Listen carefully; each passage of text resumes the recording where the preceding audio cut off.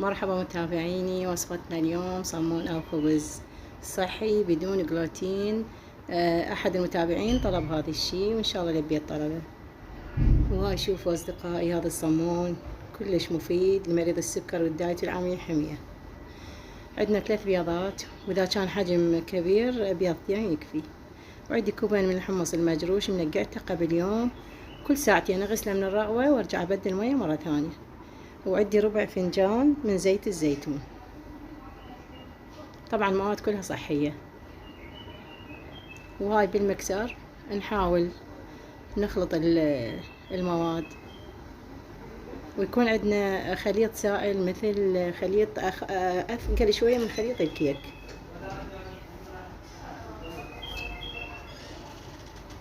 بهذا الشكل أصدقائي. هسه نخلي قليل من الملح بطرف الملعقة، ونخلي خلط تفاح أو أي خل عندكم فد ملعقة، قليل من بيكربونات الصوديوم وقليل من البيكنج باودر. طبعا هاي المواد كلها تنفش الخبز أو الكيك، يعني خميرة كاملة مال كيك أو مال خبز هاي تكون. وعلى مود هم زفارة البيض بنفس الوقت ما تبين. عندي هنا طبعا ضفت ربع فنجان من الماي، نسيت ما ذكرته لكم. وهاي عندي قشور السليم 3 ملاعق مليانة.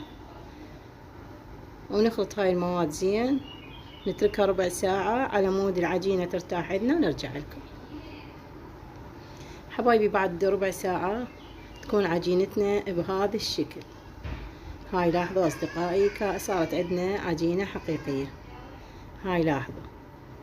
هسه نحضر قالب بورق الزبدة، ونخلي صحن بزيت الزيتون حتى نمسح ايدينا بيه. العجينة حسب انتم ما ترغبون، سووها حجم كبير او حجم صغير بكيفكم يعني، وتريد تسوونها كميات هواي، او النوع اللي تردونه دائري، او عندن الحجم الصمون العادي. انا بالنسبة لي اكتفيت بهذا الشي. المهم مجرد اوصلكم الفكرة حتى تكون عندكم معلومة عن الخبز الصحي. وهاي حبايبي كملتهن، سواء عندي 5 قطع اقدر اسويهن 10، اذا كل وحدة اسويها 2 هم يتضاعف الحجم. هسه عندنا هنا تزيين سمسم او اي شي يعجبكم، واذا ما تحبونها ماكو داعي تخلون. طبعا نترك هاي العجينة ترتاح ربع ساعة بين ما يحمل الفرن على درجة حرارة 150. وهاي ما طولت عليكم المقطع، طبعا شويتها ورجع لكم، وان شاء الله تستفادون من هاي وصفتي أصدقائي. طبعا نترك الخبز بالفرن أول ما ياخذ لون ذهبي على مود ما يكون معجن، نتركه فد لما ما يبرد الفرن ونطلع. وهسه لاحظوا أصدقائي راح أفتح لكم منه هاي قطعة وشوفوه ما شاء الله، يعني لا معجن وكلش تستفادون منه، قطعة كلش كافي ومشبعة، بكل وقت تقدرون تاخذوها. حبايبي لا تنسونا بدعمكم حتى استمر وياكم وحتى يوصلكم كل شي جديد. اشتركوا بقناتي إذا مشتركين. شكرا للمشاهدة، والسلام عليكم ورحمة الله وبركاته.